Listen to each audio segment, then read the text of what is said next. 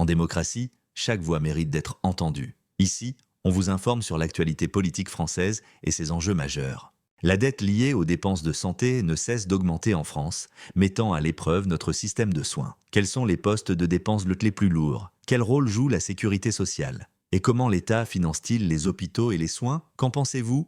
N'hésitez pas à donner votre avis dans les commentaires. À ce stade, effectivement, le comité d'alerte considère qu'il existe un risque sérieux que les dépenses d'assurance maladie dépassent l'Ondam fixé par la loi de financement de la sécurité sociale pour 2025 avec une ampleur supérieure au seuil de 0,5%, soit 1,3 milliard d'euros. Le comité a donc tiré la sonnette d'alarme. Les constats sont clairs. Nous avons une dynamique forte de la dépense, aussi bien pour les soins de ville que pour l'hôpital, et donc la trajectoire est difficile à anticiper. Et nous avons d'autre part des économies prévues qui, à ce stade, méritent d'être encore concrétisées. Ce ne sont pas des sujets sur lesquels on peut agir à l'instant T. Je prends le premier point, c'est la hausse marquée des arrêts maladie. La tendance est de plus 6% par an depuis 2019. Donc c'est un phénomène qui est un phénomène récurrent. Et à nouveau, entre janvier et avril 25, les dépenses d'indemnité journalière du régime général augmentent de 6,7% par rapport à la même période de l'année dernière. Donc vous voyez, non seulement on continue, mais on va même plus loin. C'est le sujet des dépenses de transport sanitaire, dont je rappelle, mesdames et messieurs les sénatrices et sénateurs, qu'elles ont augmenté de 45% depuis la période pré-Covid. Je voudrais également redire que la CNAM discute une nouvelle convention pour les taxis qui entrera en vigueur au 1er novembre. Je rappelle que la seule partie des taxis représente 3,1 milliards et que la totalité des transports sanitaires représente 6,3 milliards. Puisse mesurer les propositions que nous faisons de façon à répondre à cette notion de déficit. Et vous allez voir qu'on nous met en avant un risque d'1,3 milliard et nous répondons à hauteur de 1,7 milliard. Nous allons avoir une action auprès des principaux prescripteurs d'arrêt de travail, une action donc avec des échanges confraternels renforcés. Nous avons une action de sensibilisation auprès des assurés, avec aussi des actions de contrôle, et une mobilisation auprès des employeurs.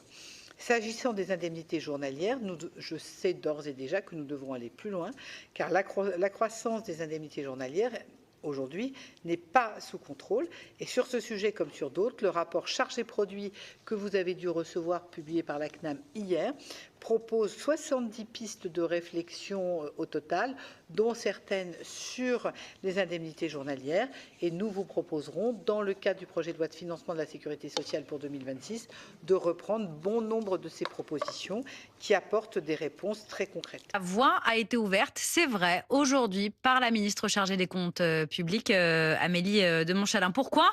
Alors, on va sortir la calculatrice à milliards, parce qu'on cherche des milliards. 1,7 milliard d'euros d'économie dès cette année. Ça représente 1/10 du déficit de l'assurance maladie de l'année dernière. Donc c'est quand même beaucoup. Et l'année prochaine, l'assurance maladie exige carrément un plan quasiment d'économie de 2 fois plus, puisqu'on cherche 3,4 milliards d'euros d'économie. Comment on fait ça? On dépense moins. Comment on fait pour moins dépenser? Eh bien, selon Bercy, en indemnisant moins d'arrêts maladie, drastiquement moins. Et c'est vrai qu'on a fait le test tout à l'heure avec Olivia Doré. En moins de 4 minutes sur Internet, on peut se procurer un arrêt maladie en ligne sans passer par la case téléconsultation. Ah oui. Le site internet dont je tairai le nom m'a demandé de décrire mes symptômes. Jusque-là, tout va bien.